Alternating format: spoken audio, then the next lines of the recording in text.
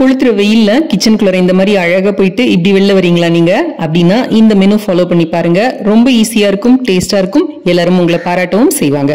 வாங்க இப்ப எப்படி செய்யறதுன்னு பாப்போம். அடுப்பு கிட்டேயே போகாம மெயின் டிஷ் செய்வோமா? இதுக்கு அரை கப் அளவுக்கு துருவின ஃப்ரெஷ் தேங்காய் எடுத்துக்கோங்க. ஒரு குடமிளகா இந்த மாதிரி ரஃபா சாப் பண்ணி எடுத்துக்கோங்க. உங்களுக்கு வேணும்னா நீங்க பச்சை மிளகா கூட எடுத்துக்கலாம். இந்த குடமிளகா பச்சை மிளகா வாசனையோட சூப்பரா இருக்கும். இதுக்கு 1 டீஸ்பூன் அளவுக்கு சீரகம், 1 டீஸ்பூன் அளவுக்கு கொத்தமல்லி விதை எடுத்துக்கோங்க. உங்க கார அளவுக்கு ஏத்தபடி சிகப்பு மிளகாய் எடுத்துக்கோங்க. ஒரு 2 பூண்டு பல் எடுத்துக்கோங்க. 2 சின்ன வெங்காயம் எடுத்துக்கோங்க. ஒரு சின்ன மாங்காய் பெரிய பெரிய பீஸா நான் கட் பண்ணி வச்சிருக்கேன். இப்போ இது எல்லாத்தையுமே மிக்சியில சேர்த்துக்கோங்க. இது கூடவே இதுக்கு தேவையான அளவு உப்பும் சேர்த்துட்டு ஒரு கைப்பிடி அளவுக்கு பொட்டுக்கடலை அல்லது உடைச்ச கடலை அதையும் சேர்த்து போட்டு தண்ணியே விடாம அரைச்சு எடுத்துக்கோங்க. கெட்டியான துவையலா. இதுல அங்கங்க மாங்காய் பீஸ் அரைப்படாம இருந்ததுன்னா சூப்பரா இருக்கும், டேஸ்டா இருக்கும். இதை அப்படியே சூடான சாதத்துல போட்டு கொஞ்சமா நல்லெண்ணெயோ இல்ல நெய்யோ விட்டு பிசைஞ்சு சாப்பிட்டு பாருங்க. அவ்வளவு அட்டகாசமா இருக்குங்க. இந்த மாங்காய் இதுக்கு அப்படி ஒரு டேஸ்ட் கொடுக்கும். மாங்காய் இல்லாத நேரத்துல நீங்க புளி கூட சேர்த்துக்கலாம் இதுக்கு பதில். இப்போ இதுக்கு ஈஸியான டேஸ்டியான ஒரு சைட் டிஷ் எப்படி செய்யறதுன்னு பாப்போம் வாங்க.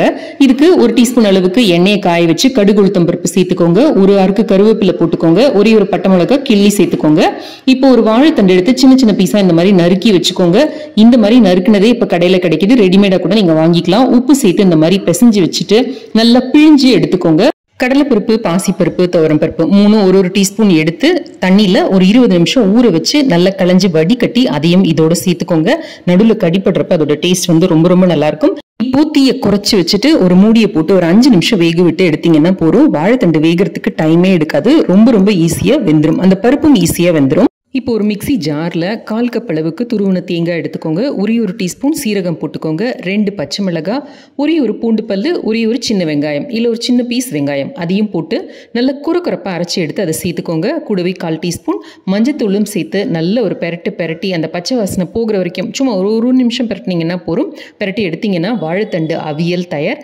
இதை அடுப்பை ஆஃப் பண்ணிட்டு ஒரு டீஸ்பூன் அளவுக்கு தேங்காய் எண்ணெய் சேர்த்தீங்கன்னா அமக்கலமா இருக்குங்க.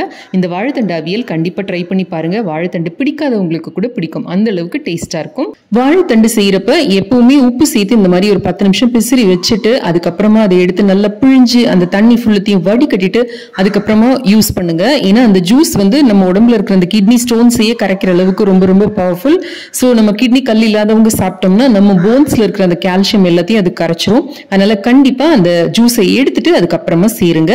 இதே அவியல்ல நீங்க வாழைத்தண்டுக்கு பதில் சுரக்காய், பீர்க்கங்காய், பாவக்காய், புடலங்காய், chow chow, carrot, beetroot, cabbage, beans, வெள்ளரிக்காய் எதுல வேணாலும் செய்யலாம். இப்போ இது கூடவே கொஞ்சம் தயிர், கொஞ்சம் அப்பளம் இல்ல வடம் இல்ல ஒரு ஊறுகாய் இருந்ததுன்னா போரும். அமக்கலமான லஞ்ச் தயார். ட்ரை பண்ணி பாருங்க.